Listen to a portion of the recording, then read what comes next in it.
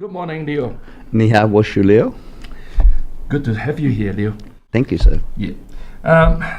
I did a bit of homework yesterday just to prepare for this interview this morning, and I read a little bit of your story, your background. Whoa, what a life that you have had so far. Lots of life experiences, ups and downs, very strong business background, especially within the hospitality sector. So today, this morning, first of all, I would like you to very briefly introduce yourself to our viewers and listeners, please. Well, obviously I am Leo Molloy, and my background, I come from an Irish stock, very working class family, very hard working family, brought up by a widow. My father died when I was very young, and we have a premium on education in our family, so we're always encouraged to be well educated. I personally left school when Do you consider actually come from a very traditional type of family? Very hard working family. Mum worked in a mine. It doesn't get much harder than that. In a place, really? Small town called Roa, which is near Blackball on the west coast. And Dad was a soldier. He was a 21-year-old soldier when he went to war in the Second World War. Oh, really? And he trained as a mechanic while he was a soldier. He came back and they got married and had 7 children. Dad died when I was 11. I was second youngest, but I left school quite young at 15. I was allowed to leave school if I achieved certain standards, which I did. And then I had a change of heart. I became a jockey for a few years, went overseas, did my travel, had a change of heart and went back to school when I was 25 and did what they call 6th and 7th form, which I suppose they call that about year 11 or something now. I can't remember what they call it now. All have different names. But then I became a veterinary surgeon, so animal doctor, and practiced for a good few years. Still dabble, still do all my continuing education so I can qualify to stay registered. But I developed in parallel a career in hospitality. So in 1989, they changed the law around hospitality in New Zealand to allow entrepreneurs to get into the business, and I did that. And I've don't know why, but I seem to be something of a natural fit for it. So I've had a number of restaurants and bars, but I like talking to people. I'm pretty friendly. So that's how my life's unfolded, and now we're going into a new phase.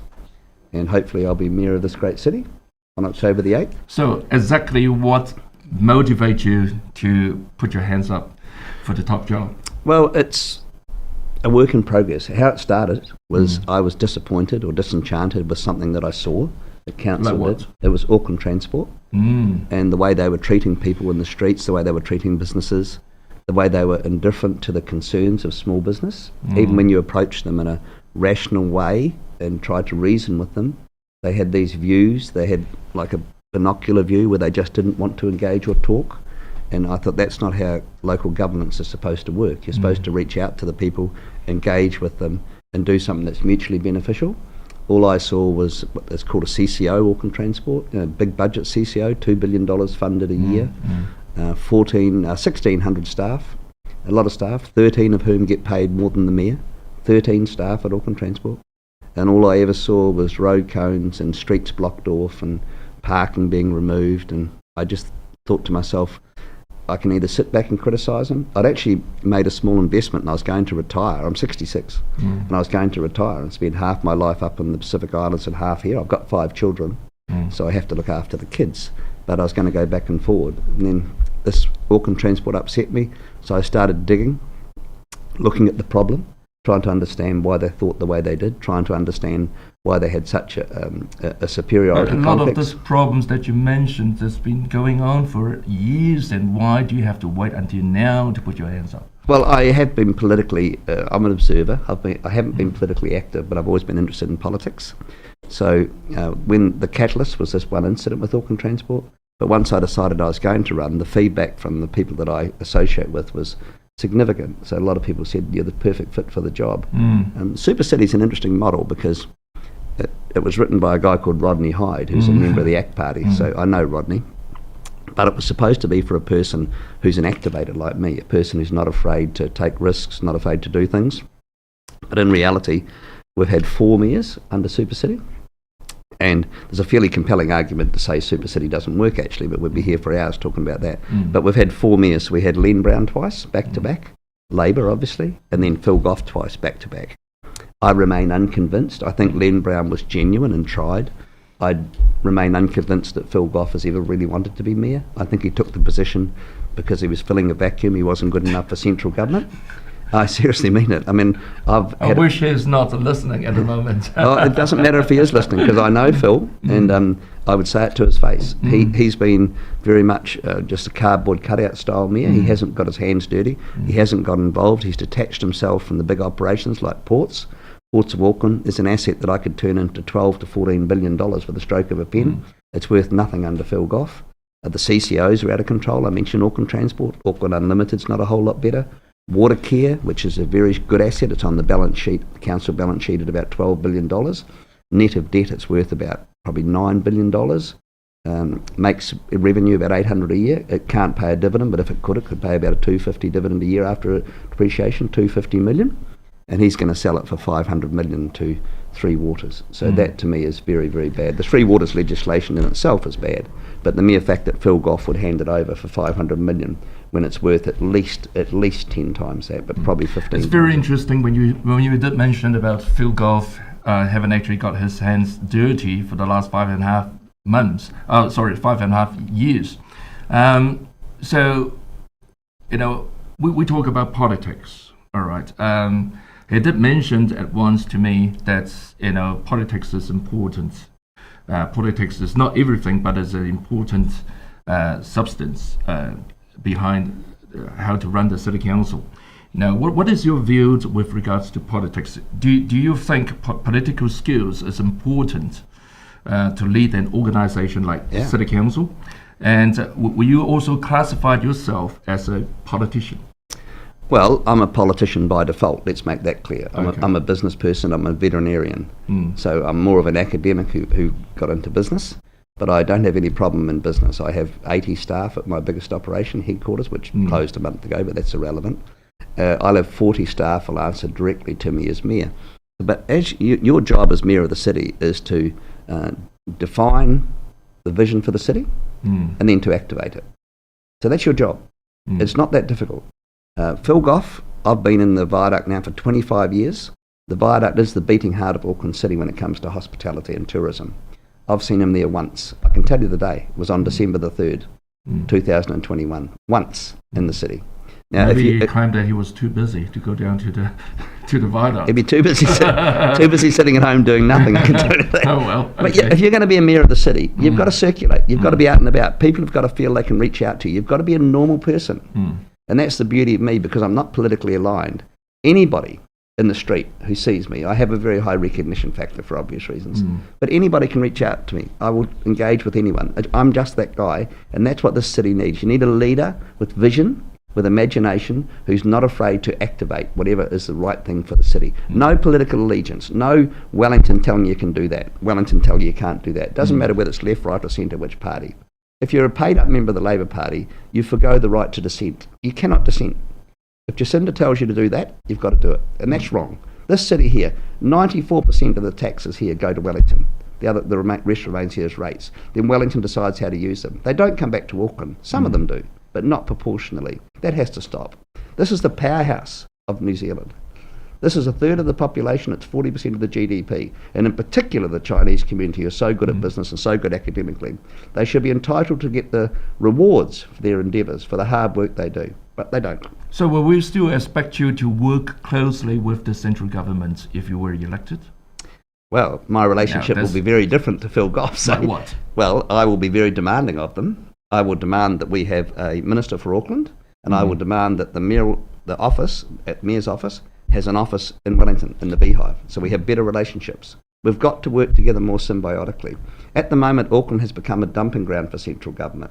I don't care what you're dumping, whether it's 501s, which are the deportees, whether you're dumping MIQ people in town, whether you're dumping people from Department of Social Welfare, whether you're dumping people from corrections, transitional prisoners being discharged. It's just a dumping ground. When you look at the likes of Fort Street, Commerce Street, Gore Street, all those streets around there, do that simultaneously with the City Rail Loop, where Albert Street has been brought to its knees. Queen Street is nearly on its knees now. There's an entire CBD that is just nothing more than a festering sore. It's a dumping ground. Let me ask you, Leo, what would you do with the Three Waters? Well, there's a very interesting piece of legislation that sits over the top of Three Waters. That's called the Water Entities Bill. So are you going to be sit quiet and let things happen? No, there is zero chance. That asset's worth $12 billion. It's got, as I said, about $3.5 billion worth of debt. So the net value of the asset is over $8 billion. No one sells an $8 billion asset that has $800 million a year revenue that could pay a dividend of $250 million for $500 million. But the disturbing factor about it all is this. It's a constitutional inversion when you are handing entire control to a group that compromises about 15% of the population.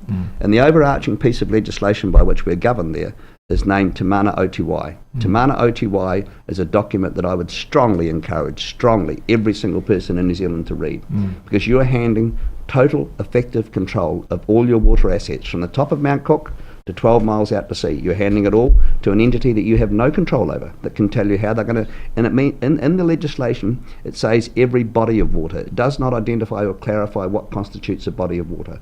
If you're an orchardist, it could be the pond you created last year. In your house, it could be your swimming pool, and that's an extreme example. But it says a body of water. So what would you do? Push back. Well, I can tell you now. In what way? Well, Luxon and Seymour have both made it absolutely clear they're going to repeal it.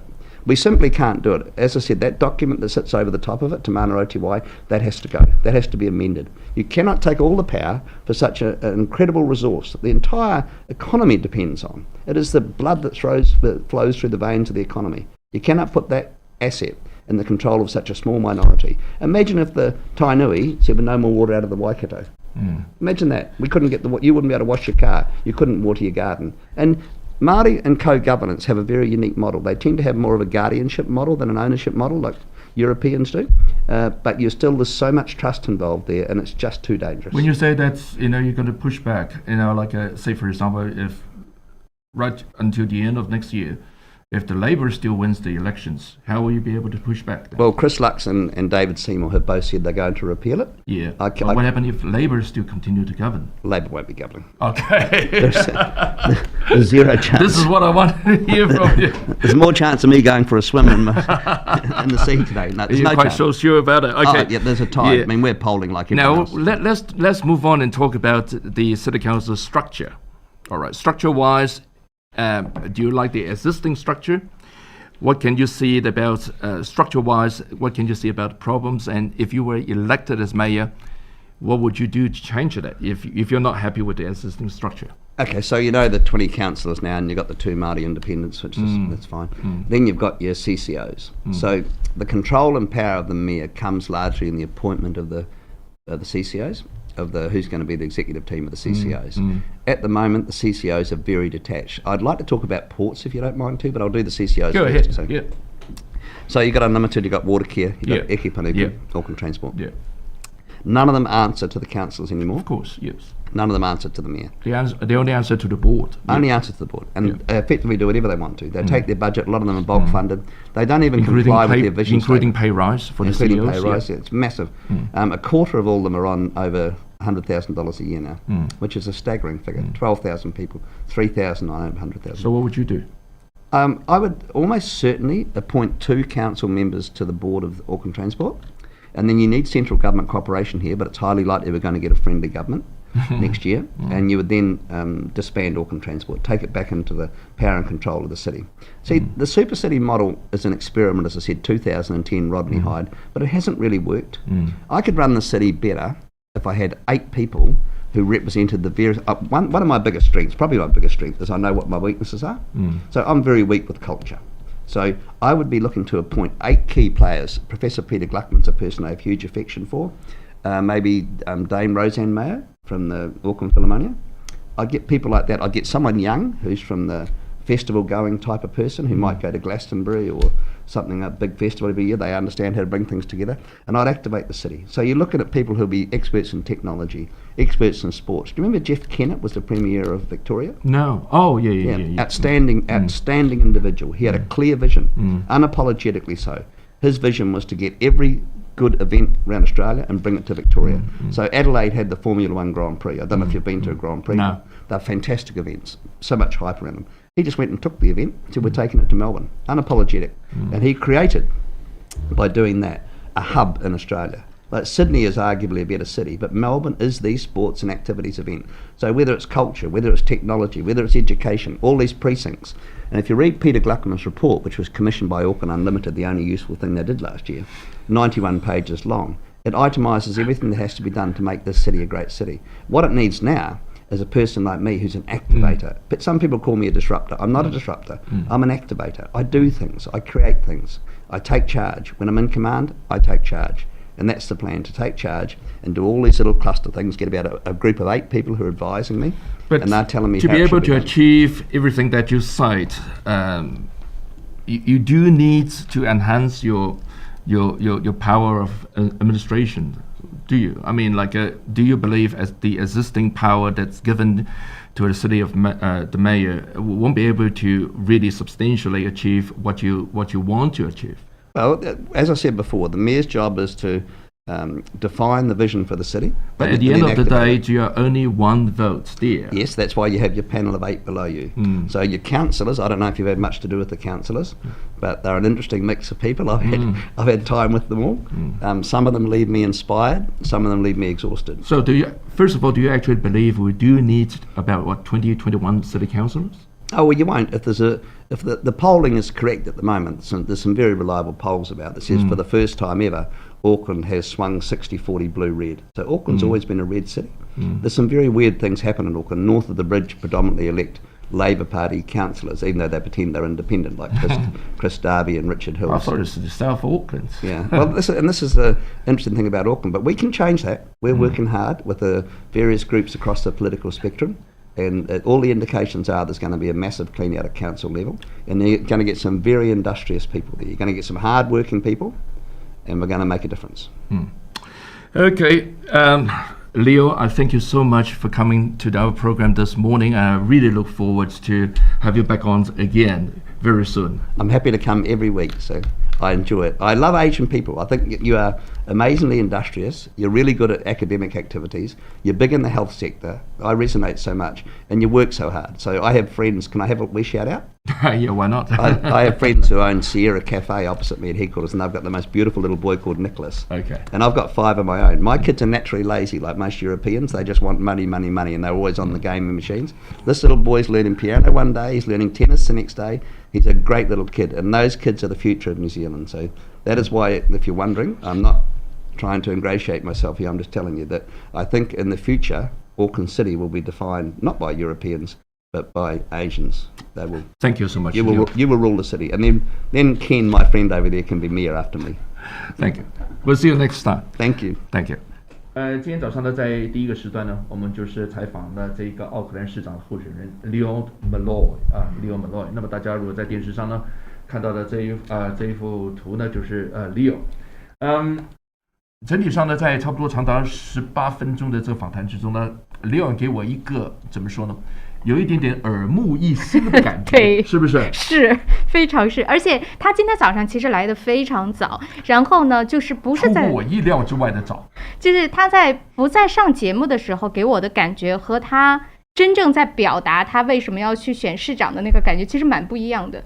私下里你感觉他就是一个很 relax很 chill 的这样的一个人，但是其实说到他真正想说的时候，这个人也是还挺有趣的哦。是Leo 呢，他自己个人的这个人生的这个经验非常的丰富。如果大家想知道一下他的这一个在过去的这一个相当长的一段时间，他今年66岁了嘛，还有5个孩子。从一开始就是说从他出生的这个家庭到他后来呢，在这一个经商的这个过程之中，真的是有很多的一些起起落落的。那么他经历的非常的多。那么刚才在他整体的这个谈话之中呢，我也觉得呢，他确实是对于奥克兰的是做了一个相当仔细的一个观察，尤其是从一个经商的这个角度去看这个城市的这个过去的这个发展，以及呢他自己本身所展望的未来。我们跟大家稍微的把一些重点跟大家来分享一下，好不好？首先呢，他也是在一个算是工人家族吧家庭当中，就是 这个比较 working class 的一个家庭当中长大的，工人阶层的这个家庭长大。他的这个人生经历当中呢，他的父母对他们的这个教育也是非常关心的。首先他父亲是在他很小的时候就已经过世了，但是他母亲对他也是非常的关注教育。可是呢，他的整个求学的这个路呢，也不是走的一帆风顺。水的。他在15岁的时候呢，就从学校出来了，然后呢，也去全世界看了看，也去做了很多的这个工作。后来在25岁的时候，又回到学校去上学。他首先呢，还做过这个兽医，之后呢，发现自己呢，好像在这个经营，比如说像这种餐饮业啊 ，hospitality 方面也是还蛮有兴趣的，并且在1989年的时候，当时呢，新西兰也是修改了相关的法律，就是鼓励大家出去创业，所以他呢，也就是从那之后呢，就开始经营了很多的，就是大家现在知道的，像餐厅啊、酒吧呀，他也雇佣了接近100名的这个员工等等，所以在商业方面呢，他算是小有成就。本来呢，他也想着啊，66岁了嘛，准备要退休了，但是后来呢，在他观察下的奥克兰，他觉得这样不行了，真的是这个奥克兰啊，首先他就是从一个 disappointed， 就像我们现在很多人感觉好像失望的这个状态开始，然后呢，他就去仔细研究奥克兰的，比如说什么 AT 呀，或者是说我们说 Water Care 啊 Ports of Auckland 等等这些市议会旗下的这个机构，就发现说这个问题真的大了，是时候呢不能啊就 sit back，就在这后边坐着，然后去批评了，他得是时候出来自己去改变些什么，所以他就决定呢要去来改变一个新的身份，试试来竞选市长。是，在他的这一个，他认为他自己本身的这一个在未来的这个从政理念呢，他只是说，他认为呢有很多事情是需要去改变的。其中我也问到他有关这个三水，他说三水他是极力反对的，而且他是挺有趣的一点，他说呢，明年啊，这个国家党以及行动党呢已经是啊。就是说已经是摆明的这个态度，三水呢是必定会废除。那么我就问到他，就是说如果明年呢是工党继续是能够当选的话，他说绝对不会的啊，他说完全是没有机会工党会当选的啊。是，而且我们也问到他嘛，就说这个，那比如说现在我们也知道，其实 Phil Goff 就我们说现在奥克兰市议会其实也是反对三水的，但是呢还是因为中央政府的一些政策，他必须要把这个权利交出去。那问他怎么办，他呢就是非常直接的说，我就不啊。我就 push back， 我就是不交。当然是在他这个 push back 的这个大前提之下呢，他认为呢，就是说呢，国家党跟行动党的中间靠右的这一个政党呢，会在明年的这个大选当中呢，能够赢得这个大选。那么另外呢，就是问到他有关的这个现有的这个奥克兰市议会的这个结构方面啊，我们叫做 structure 结构方面。他有一些什么样的看法？他认为呢，就是要做出一些改变啊，在权力这个分配方面，并且呢，他有关呢，就是说，他说呢，现在因为有好多的一些机构呢，其实基本上已经是脱离了这个奥克兰市议会的这一个控制跟管辖之下，其中包括了这个 Auckland Transport， 包括这个 Port of Auckland， 还有这个 Water Care 等等。他说呢，这一些呢，这些情况呢，其实都不能够让它持续下去，应该呢要做出一个彻底的这个改变，包括的他甚至他认为呢，他必须呢就是说，在这个董事局里面呢，必须要安置这一个奥克兰市议会里面的这个成员。是，他就说他如果是他要是真的当市长，首先 AT 里边他说至少要放2个人，就在他的这个 board 当中。然后他也提到说自己的这个市长呢，可能和他认为啊和 Phil Goff 是很不一样的。他说呢，反正以他的经验，他在 Auckland City 只见过1次 Phil Goff。他说如果是他的话，他会每天在 City 转，就这个意思。从他的这一个言辞之中呢，他是感觉呢 Phil Goff 呢在过去这5年多呢。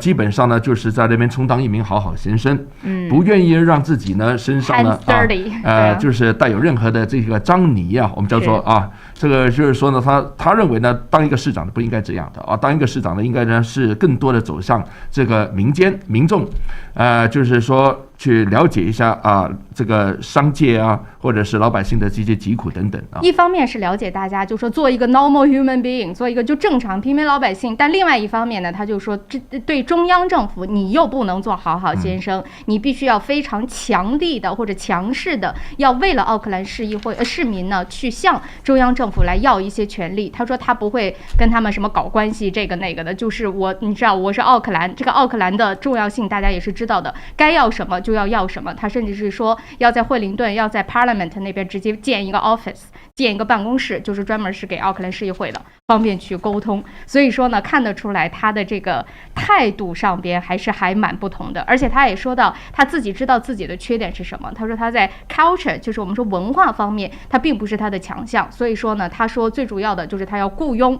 一些人，把他的这些缺点给弥补上，在每一个专业上要雇佣对的人，然后组成一个小的团队。当然在市议会当中靠他自己是不够的，但是他要靠这些人，就是他组建的这个团队来建造更好的市议会。